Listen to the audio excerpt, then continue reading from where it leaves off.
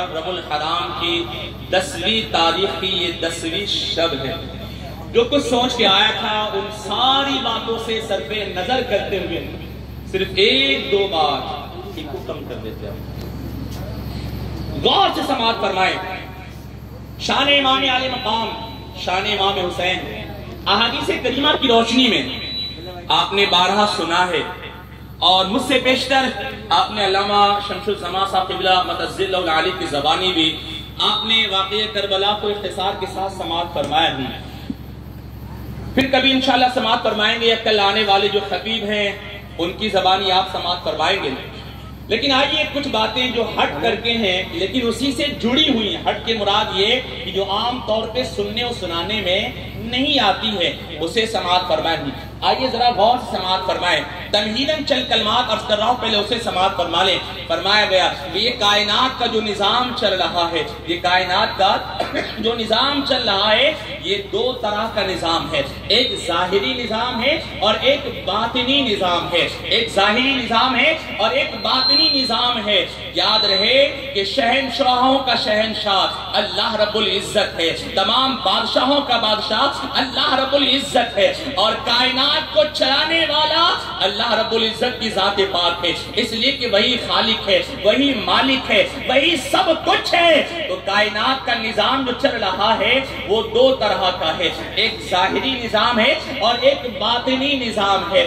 ظاہری نظام کیا ہے؟ یہ ظاہری نظام کن کے ہاتھوں سے چلتا ہے؟ تو یہ ظاہری نظام وقت کے بادشاہوں کے ہاتھوں چلتا ہے۔ یہ ظاہری نظام وقت کے شہنشاہوں کے ہاتھوں سے چلتا ہے۔ یہ ظاہری نظام وقت کے حکمرانوں کے ہاتھوں سے چلتا ہے۔ ہمارے ملک کا نظام جو چلتا ہے یہ ظاہری نظام ہے۔ اس نظام کو کون چلاتا ہے؟ تو جو وقت کے حکمراں ہوتے ہیں وہ لوگ چلایا کرتے ہیں، لیکن اصل حکومت، باطنی حکومت اللہ تبارک تعالیٰ کی ہے، اور باطنی حکومت جو اللہ تبارک تعالیٰ کی ہے وہ کن کے ہاتھوں سے چلتا ہے؟ تو فرمایا گیا کہ وہ اللہ والوں کے ہاتھوں سے چلا کرتا ہے، وقت کے غوث کے ہاتھ چلا کرتا ہے، وقت کے قطب و ابدال اسے چلایا کرتے ہیں۔ میرے پیارے آقا صلی اللہ علیہ وسلم کے قادیبانوں، وقت ہوتا تو میں کتابوں کا حوالہ بھی آپ کو پیش کرتا، لیکن وقت بہت کم ہے۔ اب ذرا ذہن کو حاضر رکھیں اور سماعت فرمائے۔ فرمایا گیا غوث العظم جو غوث العالم ہے وہ سرکار غوث اعظم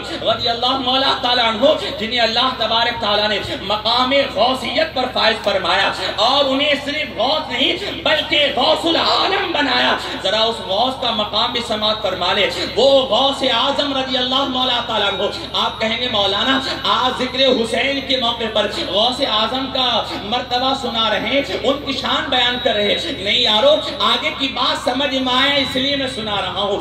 وہ غوث اعظم کہ جو ارشاد فرماتے ہیں بغداد کی جامع مسجد میں آپ منبر پہ کھڑے ہو کر کے ارشاد فرماتے ہیں کہ میرا یہ قدم تمام اولیاء کرام کے کندھوں پہ ہے۔ جانتے ہو المختصر سے عرض کر رہا ہوں کہ اس وقت میرے غوث کے سامنے جتنے اولیاء کرام بیٹھے ہوئے تھے انہوں نے، اور اس وقت پورے عالم میں جہاں جہاں اولیاء کرام موجود تھے، زمین کے چاہے جس گوشے میں ہو جو موجود تھے، اور بلکہ بزرگان دین نے لکھا ہے، صوفیاء نے لکھا ہے کہ جب میرے غوث نے کہا کہ میرا یہ قدم تمام اولیاء کرام کے کندھوں پہ ہے، تو جو اولیاء ابھی ماں کی شکم میں تھے انہوں نے بھی کہا، اور جو عالم ارواح میں تھے انہوں نے بھی کہا کہ یا غوث اعظم آپ کا قدم ہمارے کندھوں پہ نہیں بلکہ ہماری آنکھوں پر بھی ہے، ہمارے سروں پر بھی ہے۔ اللہ اکبر!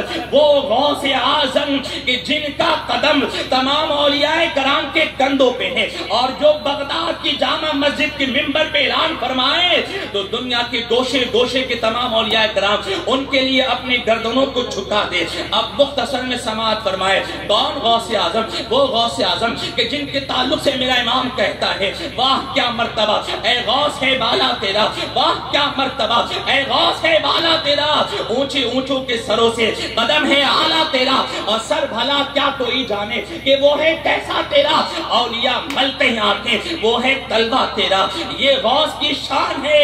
اب ذرا سماعت فرمائے۔ اگر غوث اعظم کی شان بیان کروں اس کے لیے کافی وقت نکل جائے گا تو وہ غوث اعظم جانتے ہو وہ 12ویں نمبر پہ غوث بنے ہیں، یعنی 12ویں نمبر پہ جا کر کے انہیں غوثیت کا مقام ملا ہے۔ اللہ اکبر، ذرا تھم کر کے سماعت فرمائے۔ پہلے آپ نے سماعت فرمایا یہ کائنات کا نظام جو چلتا ہے، یہ باطنی نظام جو چلتا ہے وہ اللہ تبارک و تعالیٰ چلا رہا ہے، اور کن کے ذریعے سے چلا رہا ہے؟ وہ ان اولیاء کرام کے ذریعے سے چلا رہا ہے، غوث اور قطب اور ابدال کے ذریعے چلا رہا ہے۔ کیا آپ نے وہ واقعہ سنا نہیں کہ میرا غوث بغداد کی جامع مسجد میں خطاب کر رہا ہے، اور کوئی 20 کلو یا 12 کلومیٹر دور یا سینکڑوں کلومیٹر دور جس کی کشتی آپ نے بارہا سماعت فرمایا ہے کہ بھور میں پھنس گئی اور ڈوب رہی تھی، وہاں سے کسی نے میرے غوث کو پکارا تو یہاں میرا غوث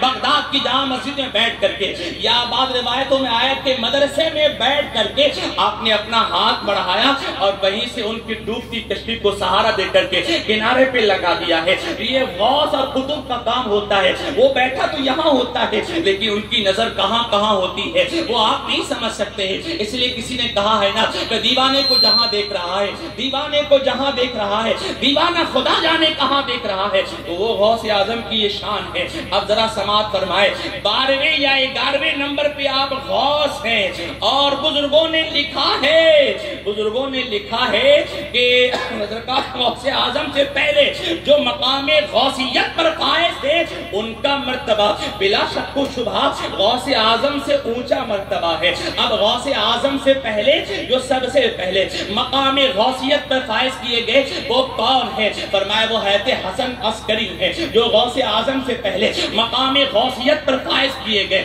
جن سے کائنات کا عالم، کائنات کا نظام چلتا ہے۔ وہ بیٹھے تو کہیں اور ہوتے ہیں لیکن وہ پورے کائنات کا نظام چلا رہے ہوتے ہیں، اور یہ میں جوش عقیدت میں نہیں کہہ رہا ہوں اور نہیں میرا زور خطابت ہے، بلکہ وقت ہوتا تو میں حوالہ جات پیش کر دیتا۔ تو ہے تھے ان سے پہلے کون؟ حضرت حسن عسکری ہے۔ حضرت حسن عسکری سے پہلے مقام غوثیت پہ کون؟ فرمایا گیا موسیٰ کاظم ہے۔ موسیٰ کاظم سے پہلے مقام غوثیت پہ کون؟ فرمایا محمد رضا علی ہے۔ ان سے پہلے کون؟ ان سے پہلے امام جعفر صادق ہے۔ ان سے پہلے کون؟ ان سے پہلے ہے امام باقر ہے، اور امام باقر سے پہلے کون؟ امام زین العابدین ہے۔ امام زین العابدین سے پہلے کون؟ تو ان سے پہلے امام حسین ہے۔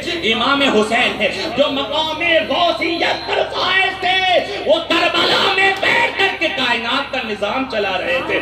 یہ بہت بڑی بات عرض کر رہا ہوں میں، جو عام طور پہ سنایا نہیں جاتا ہے۔ تو فرمایا گیا کہ ان سے پہلے یعنی امام زین العابدین سے پہلے مقام غوثیت پہ جو فائز تھے وہ ہے تھے امام حسین تھے، اور امام حسین سے پہلے کون؟ فرمایا امام حسین سے پہلے حسن مجتبی مقام غوثیت پہ فائز تھے، اور حسن مجتبی سے پہلے کون؟ تو حسن مجتبی سے پہلے مولا علی شیر خدا مقام غوثیت پہ فائز تھے، اور فرمایا گیا ان سے پہلے کون؟ تو فرمایا گیا کائنات میں اس امت میں جسے سب سے پہلے مقام غوثیت پہ فائز کیا گیا ہے وہ کوئی اور نہیں، وہ سیدہ طیبہ طاہرہ حضرت فاطمہ الزہرا رضی اللہ تعالیٰ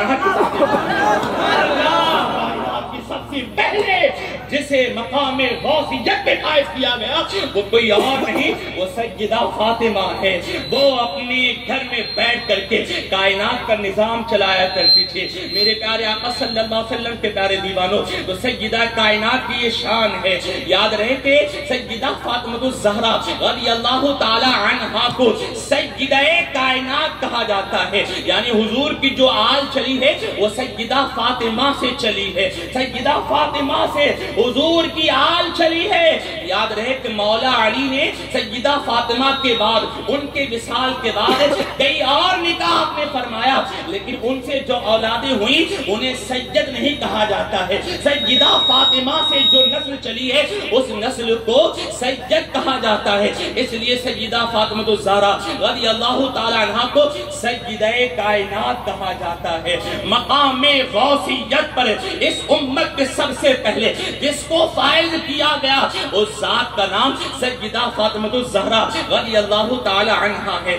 تو امام حسین کو ہم نے صرف یہ دیکھا کہ وہ نواز رسول ہے، یقیناً نواز رسول ہونا یہ اتنے بڑے شرف کی بات ہے کہ اسے بیان کرنے کے لیے ہمارے پاس الفاظ نہیں ہے، لیکن اس کے ساتھ ساتھ یہ بھی تو دیکھو کہ وہ مقام غوثیت پہ فائز تھے، اور غوث وہ ہوتا ہے جو بیٹھا تو کہیں بھی ہوتا ہے لیکن وہ کائنات کا نظام چلا رہا ہوتا ہے، کائنات کا نظام چلا رہا ہوتا ہے۔ تو میرا حسین کربلا میں بیٹھ کر کے بھی کائنات کا نظام چلا رہا تھا۔ میرے پیارے آقا صلی اللہ علیہ وسلم کے پیارے دیوانوں، وقت نہیں ہے کہ میں کچھ اور باتیں بتاؤں، اب آئیے ذرا سا ہم ذہن کو حاضر رکھیں تو واقعہ کربلا سے ہمیں سبق کیا ملتا ہے، ہمیں درس کیا ملا ہے، اسے سماعت فرمائے اور اسے سن کر کے جائیں اور اسے یاد رکھیں، بلکہ اپنے قلب و جگر میں اسے جگہ دیں اور اس پہ عمل کرنے کی کوشش کریں۔ آؤ پہلے تو یہ بھی سماعت فرما لیں کہ میرا امام جو وہاں گیا تھا اور جو جنگ ہوئی اس جنگ کا مقصد کیا تھا، اسی مقصد کو کچھ لوگوں نے سمجھا نہیں تو کچھ کلمہ پڑھنے والے لوگوں نے اعتراض کرنا شروع کر دیا۔ یاد رہے کہ امام عالی مقام امام حسین رضی اللہ تعالیٰ عنہ سے جو میدان کربلا میں جنگ ہوئی اس جنگ کا مقصد کیا تھا۔ ہر جنگ کا ایک مقصد ہوتا ہے کہ کبھی جنگ ملک کے لیے لڑی جاتی ہے، کبھی زمین کے لیے لڑی جاتی ہے، کبھی جائیداد کے لیے لڑی جاتی ہے، الگ الگ مقاصد کے لیے جنگیں لڑی جاتی ہیں۔ اب کربلا میں جو جنگ ہوئی اس جنگ کا مقصد کیا تھا؟ اب بلند تو میرا امام جنگ کے لیے گیا نہیں تھا، انہیں تو بلایا گیا تھا کہ آپ یہاں تشریف لائے، آپ کے ہاتھوں پہ ہم بیعت کریں گے، تو وہاں تو مجبوراً انہیں جنگ کرنی پڑی ہے، لیکن پھر بھی جنگ کا مقصد کیا تھا؟ تو مقصد سماعت فرمائے، اس مقصد کو سمجھ جائیں گے تو جو لوگ اعتراض کرتے ہیں کبھی بھی آپ ان کے اعتراض کو سن کر کے آپ بھٹکیں گے نہیں۔ یاد رہے کچھ لوگ کہتے ہیں اور کلمہ پڑھنے والے لوگ کہتے ہیں،